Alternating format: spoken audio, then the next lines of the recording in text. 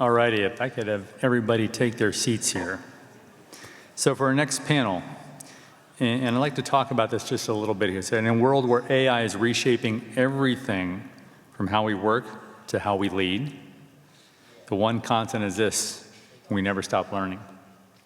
So our next panel brings together leaders at the forefront of technology, education, and innovation to explore what it takes to thrive in an era of constant change. From building learning cultures to developing what one of our panelists calls the full stack human. Moderating this conversation is Jennifer Riley, Director of Office of Graduate Programs at Virginia Tech's Pamplin College of Business, and an executive coach who specializes in helping leaders navigate complexity. Please join me in welcoming Jennifer and her distinguished panel, Rishi Jaitley from Virginia Tech's Institute for Leadership and Technology, Samaya Lattimore, the Executive Director of Virginia Tech's Apex Center for Entrepreneurs, and back to the stage, Mehul Sangani, CEO of Octo.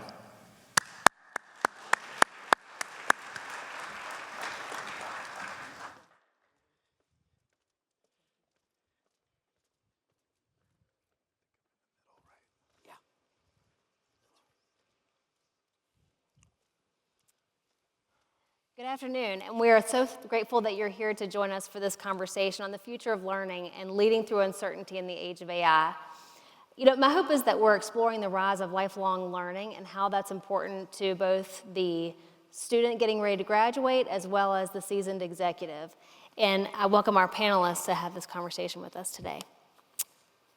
All right, since you kind of got an introduction, do you all want to do a brief 1-minute introduction sharing why this conversation, why lifelong learning is important to you? You want to start?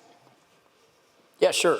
So for me, I think it's an interesting topic because I've obviously been a fan. I was on a panel earlier, around 1 p.m. where I talked about this. But, for me, learning has been, a lifelong experience. I talked about the fact that I grew up here in town. My parents had a business in town, and how much I learned from that experience and how much that cultivated and shaped my experience as an entrepreneur. I had the opportunity to work in Silicon Valley and how that shaped what my view on leadership and entrepreneurship. And then, obviously I had a chance to build a company. And then even now, obviously seeding, the Sangani Center for Artificial Intelligence, how that has shaped me in many ways too. But, it's an interesting time, relative to this concept of lifelong learning, especially when you view it in the context of artificial intelligence, because I read a survey just about a week ago that said that the shelf life of overall skills has never been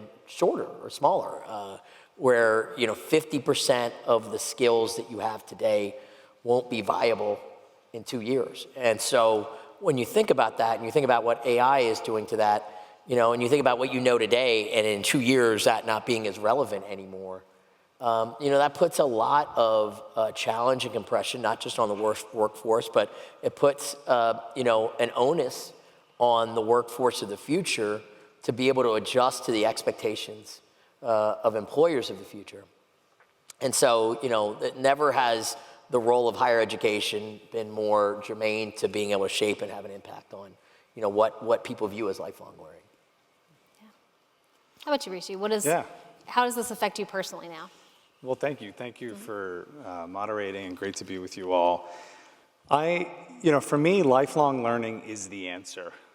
I think it's the answer to so much. At a personal level, as someone who's sort of worked in so many different sectors, many different countries, I've been an entrepreneur, educator, and an executive. It may seem at first glance that there's a lot of difference in and around what I've experienced in my career.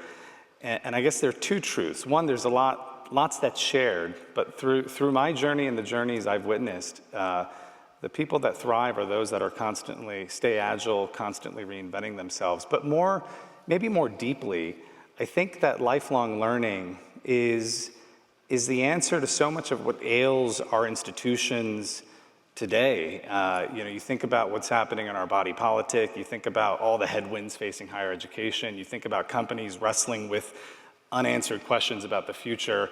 I think to the extent we can cultivate a spirit and a spirit of lifelong learning in and around all of these institutions, the better prepared we as a country and institutions will be and companies will be to navigate all kinds of heady times. And for me, That's my favorite use case with AI, right? We live in it. Yeah, I used to work at Google 20 years ago, and I joked that I think Google perhaps ushered in an age of rigidity and certainty around the answer. I think the promise of AI and the best question to ask AI is, did I ask the right question? Not so much the answer. And so my favorite use case with AI is learning, and I think I saw a recent stat that 60% of Americans use AI for self-directed learning. And so lots of hope, but lots of work to be done.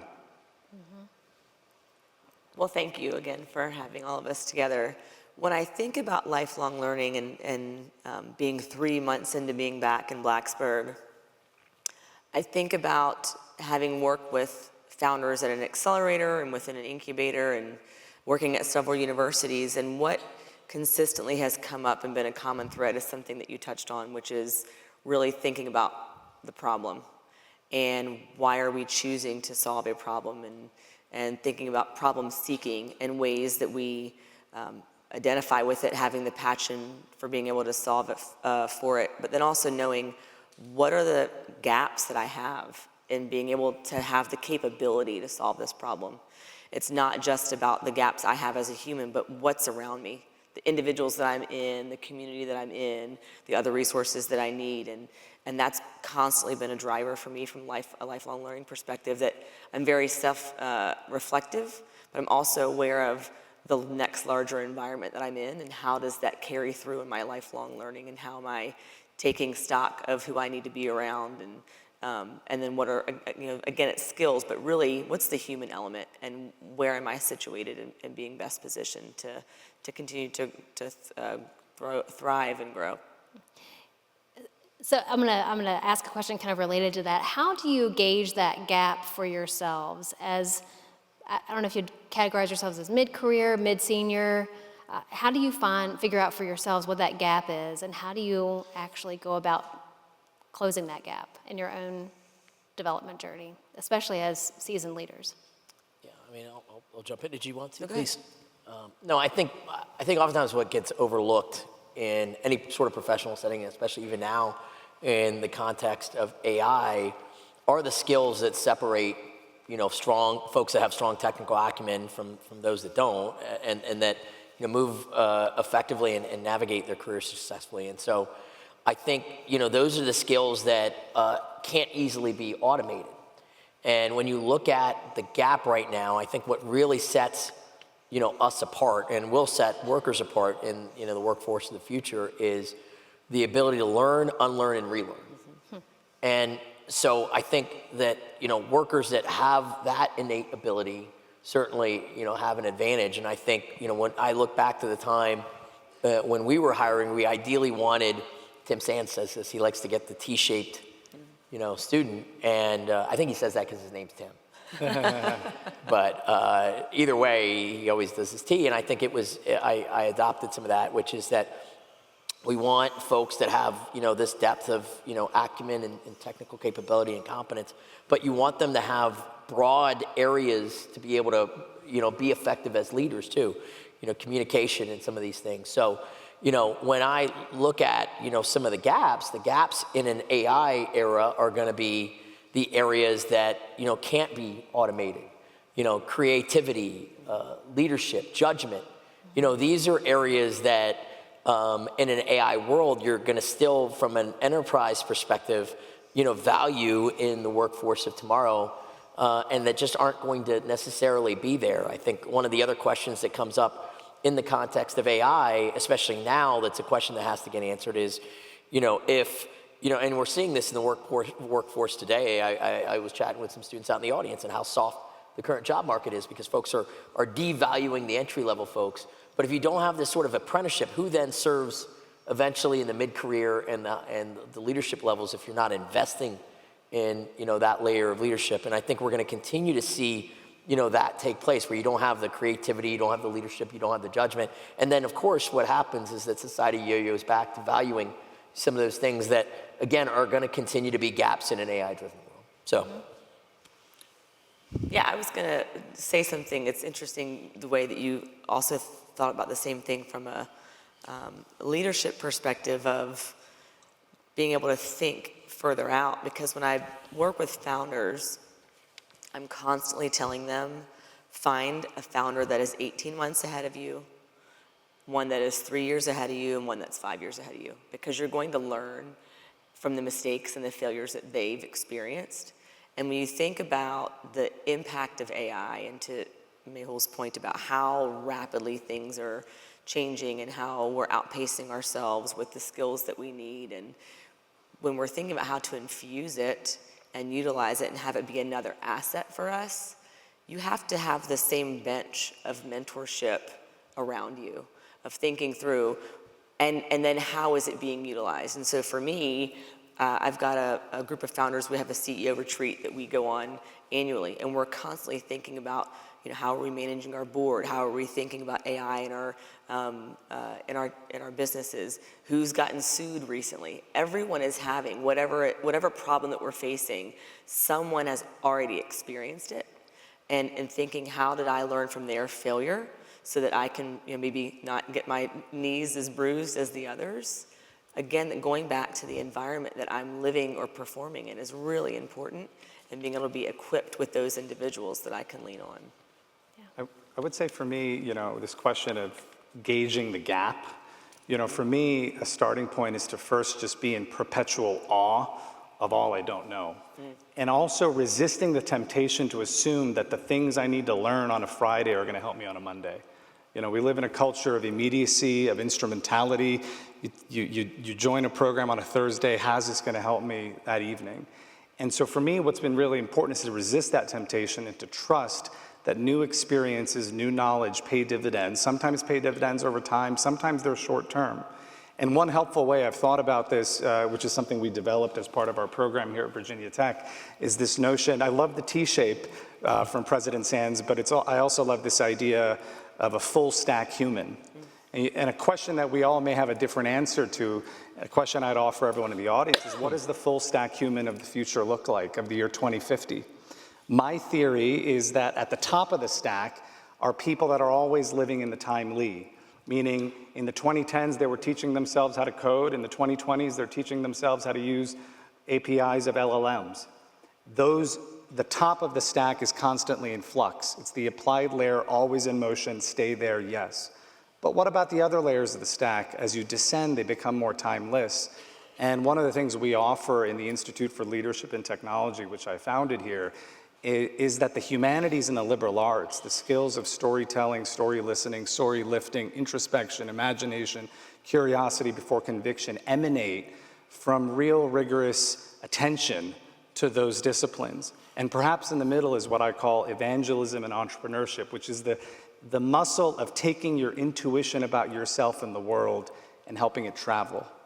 And so to me, all of these things all sort of sit together. And in my experience, as someone who doesn't have a graduate degree, I've sort of resisted the temptation to think that lifelong learning is necessarily a matter of credentials. I think lots of Americans are learning on YouTube and podcasts and on all kinds of online platforms, and that's okay. And we've got to figure out a way to reach learners, not just organizations, where they are. So piggybacking on that, and this concept of the agile, creative, intuitive, lifelong learner, what does that look like in this age of AI for you and for the people that you advise or would mentor in this audience? Yeah, look, I'll jump in. I mean, I think it used to be, and a lot of this is what Rishi just talked about, is that it used to be that, we had sort of a chronology. We would go get our bachelor's degree, we might go get an MBA, and learning and our career paths were shaped by not just those credentials, but our experience. And I think AI, and overall, I think the nature of education has really put that, turned that on its head. I think we have moved now towards, in an environment where, and I just saw a study recently where if it was a Global Economic Forum study that said that if you spent 5 years in a degree program, 2 years of what you learn will be obsolete by the time that you finish that program. And so that gives you a feel for the pace at which the demands are on our economy and the workers in our society to be able to keep pace. And so I think what we end up having to do is, I think now what has shifted and what needs to shift. What needs to shift is a lot of what Rishi talked about. We need to move more towards, a continuous learning environment, a credentialing environment where things are, microdosed or micro-consumed in terms of continuous learning and continuous education to align with and keep up with the changing pace of ongoing requirements. And so I think that's where we're going to continue to see. And I think I met with Rishi for coffee this morning, and I met with our soon-to-be-announced provost today, and I talked to her about the role the Singani Center for Artificial Intelligence can play, and how she views postgraduate education and micro certifications and these credentialing elements, and how we need to really reshape what is traditional master's and PhD programs to meet the needs of folks in the Northern Virginia Center, where it's located, where they are, and drive our curriculum to sort of align with where things are going forward.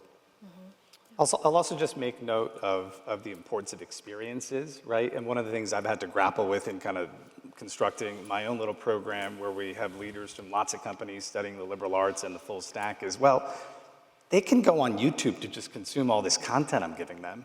How am I going to compete? And one of the things you realize is that the opportunity for higher ed and institutions like Virginia Tech is to compete with shared experiences and community in ways that aren't possible when you're, on I-81 listening to an interesting lecture on X, Y, or Z. And so it's just experiences is something I'm thinking a lot about, not just in community, but certainly travel and the like as well. I would piggyback on that as well. At the Apex Center for Entrepreneurs, entrepreneurship is, my philosophy is it's discipline agnostic. What we can agree to is to really live entrepreneurship, you have to do it.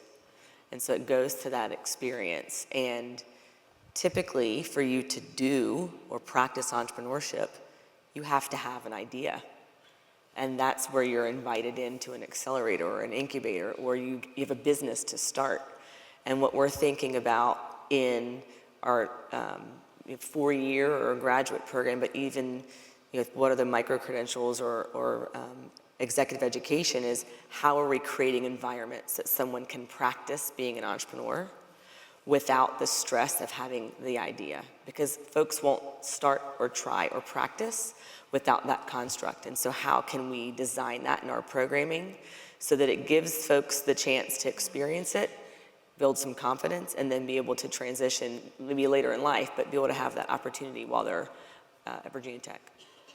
I'm curious, how are you all seeing organizations do this well? Are they bringing in people from outside? Are they creating experiences, entrepreneurial experiences in their companies? How are you all seeing this play out? I'll say from the entrepreneurship perspective, something that is maybe a trend in the last 5 years is this notion of a studio model. It's stolen from the design world in Bauhaus, which I come from, so I gotta give a shout out to that crew. But I would say what's interesting is this notion of a studio model. I talk about this a lot in entrepreneurship, that you have a Batman and Robin. Batman is the entrepreneur that is going to be heads down. They're going to build the business, they're going to focus on the problem regardless of whether or not they have the resource they need to do so. And Robin is thinking, man, Batman's pretty cool. I want to do what Batman's doing. How are we building an opportunity for those Robins to practice and try? And so a studio model is where you're building a team of what would be a C-suite, so marketing, finance, ops, maybe someone that's technical, giving all of those Robins the chance to sit in those roles and solve problems that are outsourced to early stage startups or smaller businesses, so they can practice that entrepreneurship role, those first few hires. That's a model that we're seeing shift from acceleration models into entrepreneurship centers that I'm really excited about us exploring here at Apex. I guess some of the organizations that I've seen sort of elevate what has perhaps for a long time just been sort of called professional development on the side or upskilling on the side. I had a buddy a year ago who posted on LinkedIn, "Dear all, I'm stepping down from the faculty of Apple University."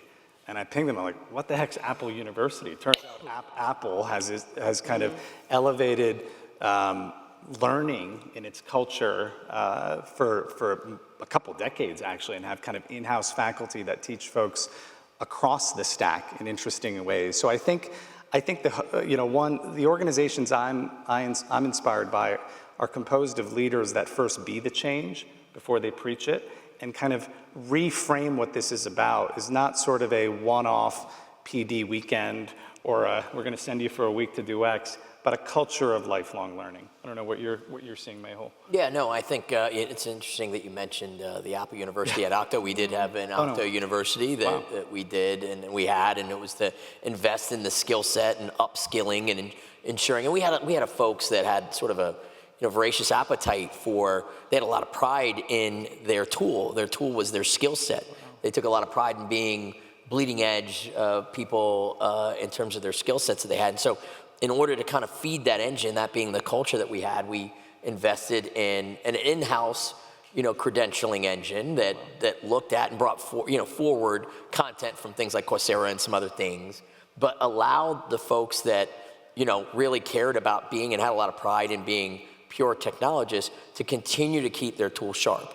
And to your point, you mentioned Apple University. We hired a woman who was a specialist in content and curating it and making sure that folks had sort of a career path aligned to whatever their objectives were. And we called her the dean of Okta University and stuff too. So I mean, these are things, and I think from my perspective, I always espouse that career agility or adaptability is the job security.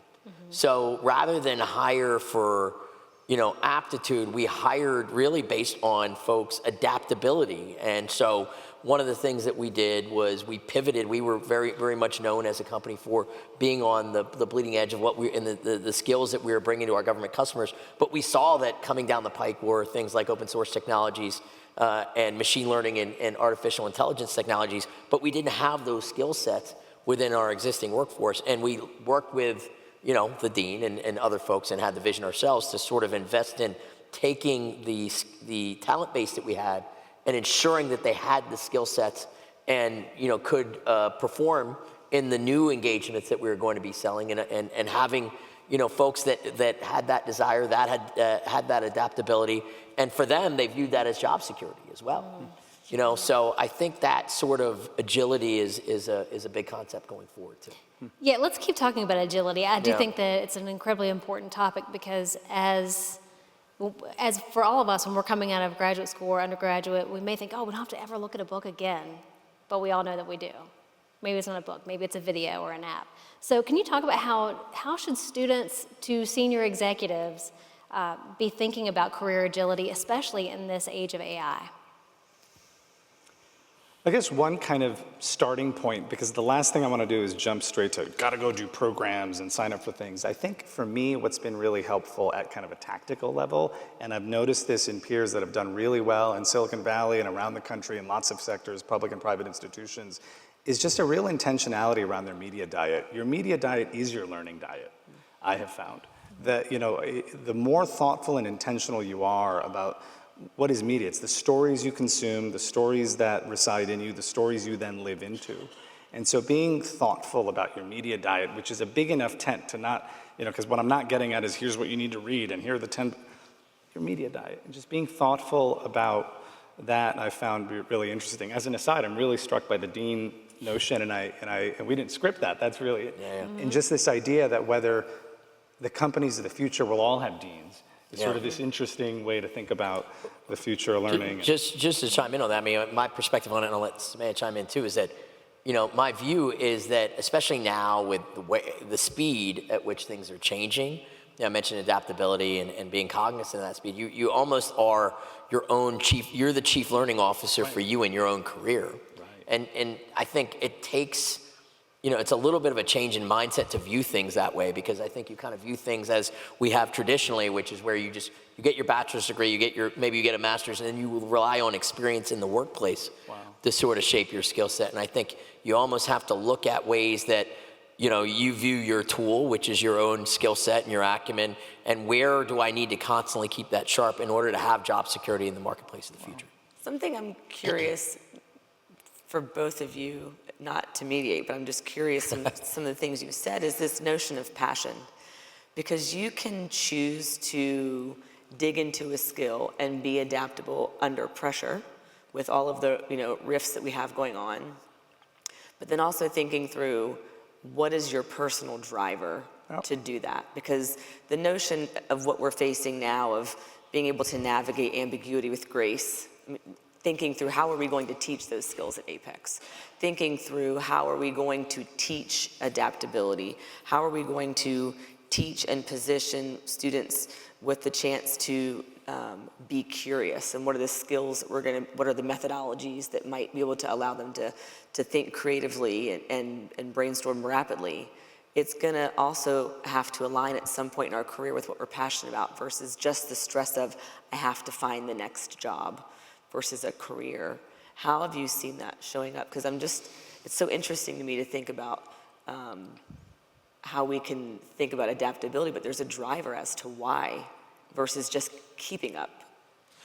Yeah, and I've always found that, and I'll probably use an obscure example, like I'm 20% owner in Benny's Pizza. That isn't, the kids that work there in college, that isn't like, generally speaking, their aspiration for their career. But when I go and I talk to the folks that work at the Benny's Pizza here in Blacksburg, I see them, and it's a miserable environment. Like, it's like a sweatshop, and don't tell OSHA that, but it is a tough environment. It's hot back there. It's very cramped, and these guys are so passionate about what they're doing. And some of them are like mineral engineering majors, physics majors, and things. And I said, what? And I asked them sometimes, like, what about this job makes it compelling? And they said, it really comes back to the fact that, like, this is a cool environment, and people, it really kind of brings me back, at a high level, that people don't necessarily work for companies, they work for leaders. Mm-hmm.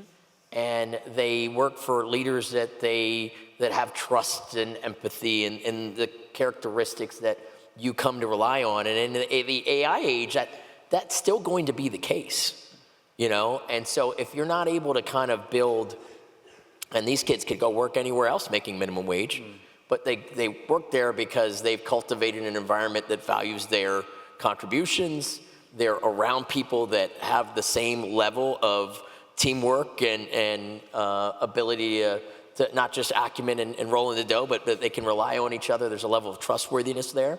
And then they have a lot of, they work for people that are empathetic. If they got a test coming up, they give them the day off so they can go work on their test, and they backfill the roles on the staff. So I think we only kind of view things in the context of AI, but I don't think that these concepts of leadership necessarily go away, Yeah, and I'll just say, I think your question is perfectly spot on, and I think, like the two of you and like all of us, I've interviewed hundreds of people for lots of jobs in many countries and sectors around the world, and everyone's got a great resume. Congratulations, your what is sorted. I'm curious about your why. Break down for me where in your story you made a courageous why about you, not about something else. And increasingly, that's going to become more critical. And then the question is, how do you find your why? How do you figure out where in the woods you belong? And my theory is, with patience and with exposure to the tapestry of the human experience, which I think comes through education and experiences at the bottom of the stack, you begin at some point to get clarity on your intuition, and it starts to show. And one of the things Jennifer and I have talked about a lot is the role of, what people call executive coaches and mentors, but sort of, someone to play back to you when your light appears to be shining brightest is something that I think we all also need to think about in the context of lifelong learning, not just the one-to-many experiences, but who's your coach? Open questions, and everyone will have different answers. Mm-hmm. Scott Galloway talks about, and Keith shared a quote from him about humans in AI earlier, if you'll recall. One of the things that he talks about is this concept of taking what you are really good at and doing more of that, because the passion ultimately for that body of work will follow, and our learning will be much more engaged. We'll get in flow of sorts. How do you get there? How do you get to that place of recognizing, here's what I'm really good at, and you're also incredibly passionate about it? How have you done that in your own careers? Just keep trialing. I mean, for me, it's sort of less, and also just trusting. I think there's, I'm a dad, I've got kids, and I kind of would love to see them unlock their purpose at some point, but also understand that there's some phases and chapters of your life where you're looking out the window and the role is more, you're an individual contributor somewhere, you're learning other habits. But I think the more you trial, the more you leap to the unknown. I know for a fact, I don't know about you, Mehul, and you, Samaya, but I've closed lots of deals in my life and hires in my life and this, that, and the other in life. I don't think it's ever been because I outmodeled someone or had the best spreadsheet or the best. I think it's because people felt that I was bringing conviction to bear. And it's the thing that comes from trials and travels, literally and metaphorically, maybe. Yeah. I would say I know that I'm at my best when I'm helping someone else.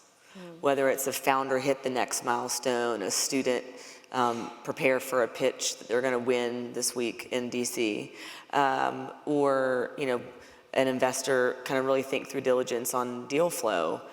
It's something that I love to do. My dad asked me at a young age, what do you want to do? And I said, I just want to help people. He was like, well, you can't study that. But knowing that about myself and then going through executive leadership coaching and asking my peers and my friends, people that knew me the best, consistently, Samaya, I know that I can come to you for help. You love collecting people and connecting people. And when I can do that, I'm happiest and I know that I'm having the biggest impact. Yeah, I mean, for me on a personal level, I studied industrial engineering here. I did that because my parents made me. They were a typical South Asian family and said, you're going to study engineering or you're not going to go to school. And so, I did that, but I always gravitated towards having an interest in other classes. I really enjoyed, I ended up getting a degree in finance and psychology too. I just found those classes a lot more interesting. But when I graduated, and it was a great job market at the height of the dot-com boom, and I got an opportunity to work in the Silicon Valley. And there again, I was hired as a technical consultant.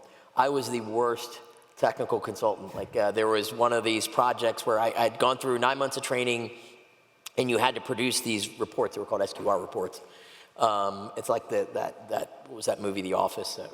TPS reports. TPS reports. Space, yeah. They're called SQR reports. And, the other entry-level, consultants were producing about 5 a week. I had produced 1 in 6 weeks. So I was woefully ineffective at this job. But during that time, there was this dot-com boom, and I had organized on that particular project that I was on, I had organized an investing club. And the guys that I was with, I had, spotted broadcast.com and some of these other investments. And we had made probably about $25,000 in a short period of time investing. And so that plus the fact that I grew up in an entrepreneurial environment, it kind of allowed me to see that, being a technologist was, although something I was adjacent to, it wasn't necessarily my shtick. I think for me, leading and being able to see the forest for the trees and doing something entrepreneurial that tied in with a leadership skill set was something that was more aligned with my passion. And so similar to what you said, Rishi, kind of having that trial and error and realizing that I was a really shitty consultant, technical consultant, really helped push me forward into being a much stronger entrepreneur, because I just saw that I could succeed with doing things that were, seeing the forest for the trees and leading more so than I could being involved in some of the details. I was fortunate to have enough career opportunities that allowed me to continue to explore that, though. It sounds like an iterative process that you all have all gone through, and self-reflection and paying attention to what's giving you joy, what's depleting your joy, where you're getting in that sort of flow. Yeah. I'd be curious, what's something or a piece of advice that you'd have for our audience here on how they can start becoming that kind of leader the future needs today?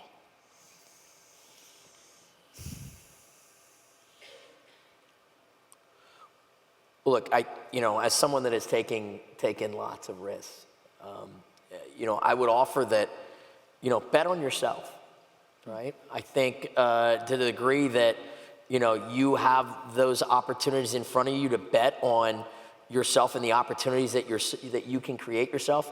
I talked about in the context of the AI environment. The AI environment, as I noted, being your own chief learning officer and investing in keeping your tools sharp is certainly going to be a prerequisite going forward.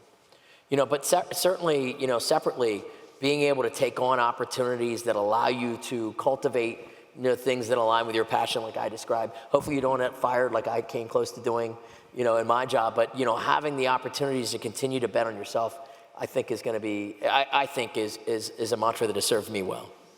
I guess I would say sort of find, surround yourself, literally or figuratively by folks that inspire you. I'll give you an example. Last Thursday, and as part of my program, we had a guest speaker for our students, Dr. Vint Cerf. He's 83 years old and one of the creators of the internet, lives up in Northern Virginia. He has no problem reminding you that he invented the internet. That's right, yeah. One of like a bunch of people that still claim credit. That's right. But yeah, Vint is very well noted. And he spoke to our students, about not just chronicling the story of the internet, but his deep-seated passion for the humanities, the arts, and lifelong learning. The last question we asked the guy who in the 1960s and 70s that was a part of DARPA, part of the Apollo program, was, what are you doing to stay fresh, Dr. Cerf? And he talked about how he spends his days trying to write the algorithms behind today's generative AI era by hand. He's doing the math by hand to understand neural networks and this era that has unfolded before his eyes.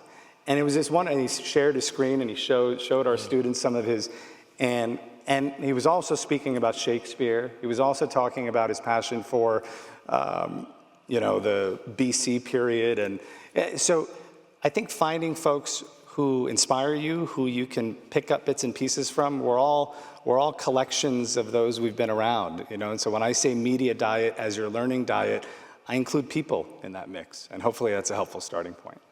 Yeah, I would definitely echo that, because there's something about being in an environment where you're with individuals that don't see the world the way that you do. They don't experience the world the way that you do. They don't listen to the same podcasts. Yeah.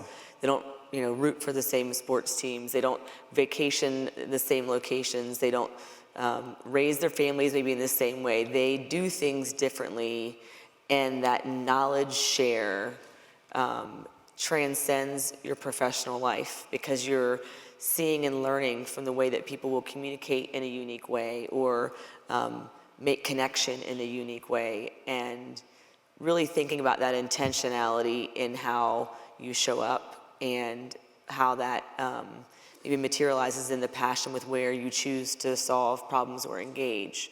But I would say there's a adaptability maybe in the community that you're within, and not just being kind of narrow only in your specific subject matter expertise, really kind of widening the aperture as well.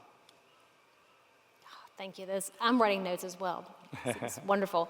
I do want to open up and give you all an opportunity, if any of you have questions for our panel, on how they've engaged in lifelong learning, something unique, or advice that you might seek. So I'd like to invite you to the microphone here in the middle. We've got about 5 minutes or so I know we can take a couple of questions from the audience.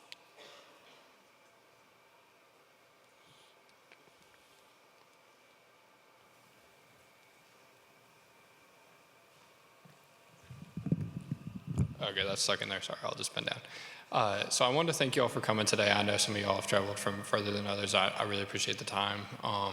And what I was wondering is, it seems like all of y'all, just having listened to you today and seeing what you all have accomplished in your careers, are really, really effective communicators, especially with larger groups. So I was wondering, what have you all done to develop your skills in that? And kind of, if you get into briefly, like on the back end, like what are you thinking about how to do that when you're speaking to a diverse audience?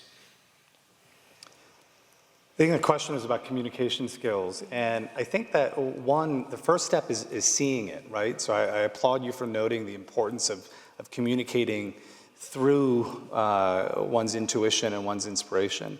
For me, at least, my first job in Silicon Valley was as a speechwriter. So it was writing that was my portal and window into speaking. And even today, now, I get made fun of by folks who receive emails from me. My emails tend to be written as almost speeches, as you can hear me as you read me.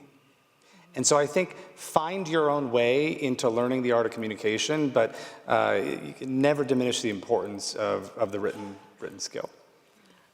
Mine comes from growing up professionally in brand, and there's this notion of storytelling and relating to, the consumer owns your brand, and what is it about you that you're trying to convey. And it started with me really digging into that for myself, but always having a story, and then transitioning in the startup world of that story needs to be 90 seconds, that story needs to be one sentence in an email, and that story needs to be something that has presence of mind on a stage, and the consistency of that and the way that you want to represent yourself in those alternate modalities.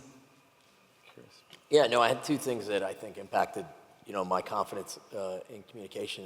First, and I shared earlier in the earlier panel that, my parents I grew up in Blacksburg. My parents had a motel here in town, the Red Carpet Inn. And so from the age of 12 on, I was greeting guests.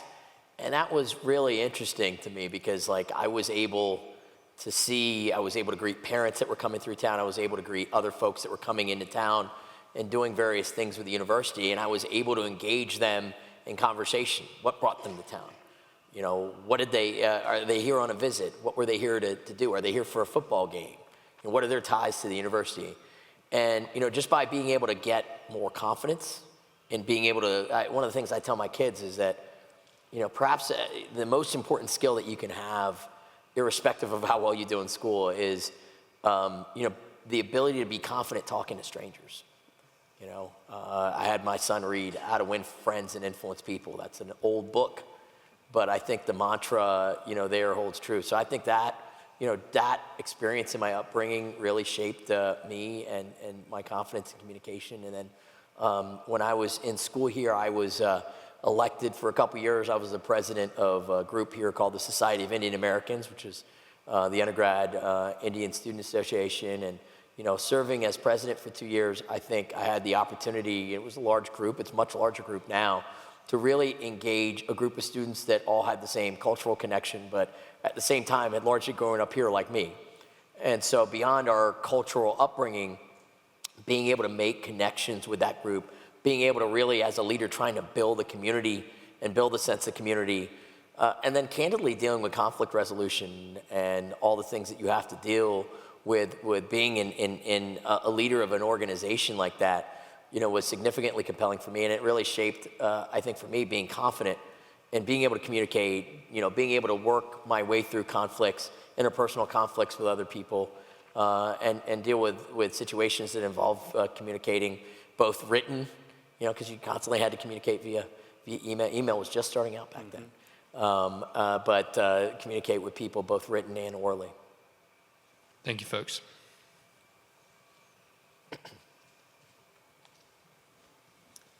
Hi, everyone. I'd love to reiterate again, thank you so much for your time today. I thought it was great to see your viewpoint on the macro of the future of learning, but tactically, I'm curious what it looks like for each of you right now and how you're learning and how you're digging in to all these subjects. Yeah, so, I was just talking about this with Rishi over coffee. I said, my time right now, I spend about a third of my time volunteering at Virginia Tech, because I love Virginia Tech, so I'm working with PAC. I'm the president of PAC, which is Panel Advisory Committee. I previously served on the Board of Visitors. I'm doing stuff with the Singani Center, so that's great. The other third of my time I'm spending as an investor working, really as sort of a partner, helping the people that invest in me invest in net new companies. And one of the things, the conversations I just had a couple weeks ago with the folks that invested in me is that, and I just sold my company 3 years ago, I wouldn't want to hold a company that looks like mine now. I wouldn't want to have that as an asset because, even within the industry that I just sold the company to IBM, and I guess IBM's here, I shouldn't say this out loud, but they spend a lot of money for us, but at the same time, I think, what is an attractive asset in that space has changed dramatically. The introduction of commercial technology is not just AI for AI's sake, but how that impacts defense tech and really shifting budgetary priorities has shaped that industry. And so I'm spending a ton of time now trying to get up to speed on elements that are still tied to government and how government acquires things that shape national security and mission impact. But I'm spending a lot of time trying to understand new domains that are totally different from the domains that we were successful in as Octo. And so for me, it's taking the skills that I have relative to leadership and what worked and what didn't work, and those lessons learned from Octo, but apply it totally to whole new investment sets and whole new problem sets. I spend a lot of time with founders, whether it's student founders or founders that are out in the world building companies, and I find myself spending a lot of time focusing on varying ways to look at creative problem solving. And we think about AI, it's not, there's an element of creativity that I believe humans are going to hold on to, and that notion of being able to identify and see problems differently in the way that humans interact in this physical real world that we live in. And I found myself spending a lot of time really understanding and thinking about what is AI doing so that I'm aware of that. How can I best be positioned to let my founders know when we're engaging on things they need to be aware of that's going to be coming down the pipe for them, but then also how am I approaching problem solving with newer trends and newer methodologies and things that are tried and true that worked 100 years ago that are going to continue to work. And then really my passion is creativity, and so I listen to a lot of podcasts, I read a lot about design, and it also intersects so many different industries that I find myself really looking at those trends and thinking about how what we're using from an interface perspective and experience perspective is changing, and where is AI influencing that, and then where are there ways that I, as a human, have to make the right moral choice in how I'm using technology in a way that's enhancing life. And so I find myself spending a lot of time in those places. I'll just say very quickly that above and beyond talking to my AI about all kinds of things and writing without ever publishing, which is a separate topic, I'm spending a lot of time on history of science of late. I think we live in a culture which is very presentist. It's all about the here and now. And so I'm trying to dig into the scientific discoveries of the past that allowed this era to take hold. Artificial intelligence as a field goes back to the 1950s. Of course, it hinges on the discovery of electricity and so many other things. And so that's what's occupying my brain right now. A book plug is always welcome, I assume. A book I'd recommend everyone check out is a book called The Worlds I See, written by Dr. Fei-Fei Li at Stanford, who's really the pioneer of a lot of this AI era from the standpoint of visual databases and natural and queries on pictures. And it's a wonderful book where she tells the story of this AI era through the prism of history of science and curiosity. And I think you all will love it. Thank you so much. It's a good lightning round. We do have to wrap for today. I apologize. I hope you'll join us. Your last question at Maroon Door after. So I think Jay's going to come out and take us away. So thank you all very much for the panelists, and we hope that you'll join us later. All righty, so I do need to thank our panelists here, to Jennifer, Mehul, Rishi, and Samaya for coming out today and giving us such a great talk here. And I realize I'm standing between you and the end of your day, but please indulge me for 2 minutes. Okay, there's a spot here on my agenda to summarize the day, but there's not any way I could possibly summarize everything that was talked about today and do it justice. So I'm just going to thank all of our panelists, our speakers today for giving us their time and their expertise on these important topics. So let's give them a round of applause.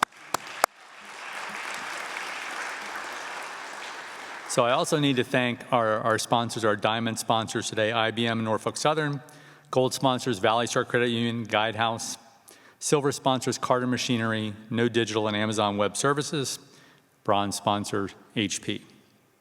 Also need to thank our executive advisory board, the board members, and the programs committee for really helping to plan and execute this throughout the year. And lastly, the CBA staff. Okay, that goes out to Shannon Dillon, Jennifer Riley, Dr. Jason Dean, Victoria Winters, Sean Rains, and especially to Luke Williams, who's, without his year-long effort, we'd have never gotten here today. So, Luke, you're over here in the wings here, but come on out, because everybody needs to see you. So, Luke. So remember the networking event over at Maroon Door through 6:30. And thank you all for coming today, and we look forward to seeing you here next year. Thank you.